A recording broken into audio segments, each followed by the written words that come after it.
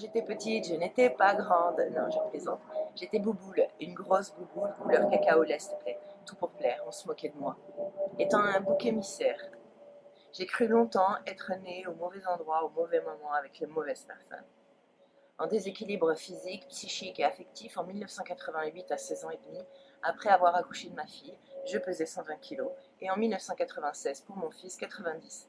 Avec le surpoids, les vergetures et la cellulite, j'avais des problèmes de circulation sanguine, jambes lourdes, varices, hémorroïdes, d'articulation aux genoux, au bassin et chevilles, ainsi que des soucis de respiration pour me bouger, faire du sport, courir. Quelle horreur! Déjà en grande souffrance pour éviter la médiocrité et aller vers le haut, j'ai eu plusieurs vies. J'ai avancé en faisant des liens entre ma personne et mes différentes professions qui m'ont apporté, m'ont porté et me portent encore. Animatrice, éducatrice, comédienne, actrice, productrice, directrice de galerie d'art, metteur en scène, gérante de société, infopreneuse, et j'en passe. Dans ce parcours où je révélais ma féminité, j'étais obsédée d'atteindre mon poids de forme pour me sentir enfin aimée, belle et libre de mettre à nu mes formes et mes émotions, ainsi faisant vivre des personnages et des histoires.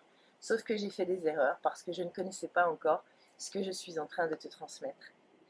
Par exemple, pour atteindre mon poids de forme, je suis passée par des périodes anorexiques sous l'effet de drogues dures que j'ai pris comme complément alimentaire.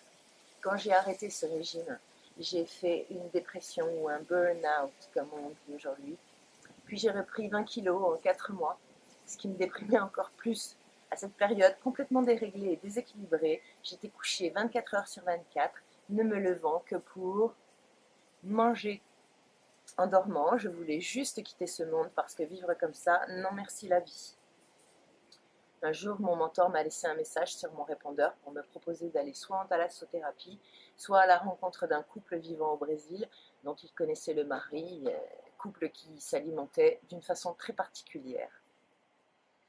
Incapable de choisir pour moi, mes colocataires m'ont plutôt guidée sur la deuxième proposition. En 30 jours, j'ai éliminé 12 kilos et j'ai retrouvé l'étincelle de ma joie de vivre.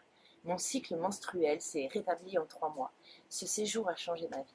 Pendant 15 ans, j'ai lutté pour conserver ce style de vie alimentaire. À l'époque, le bio n'était pas à la mode et tout le monde me prenait pour une folle.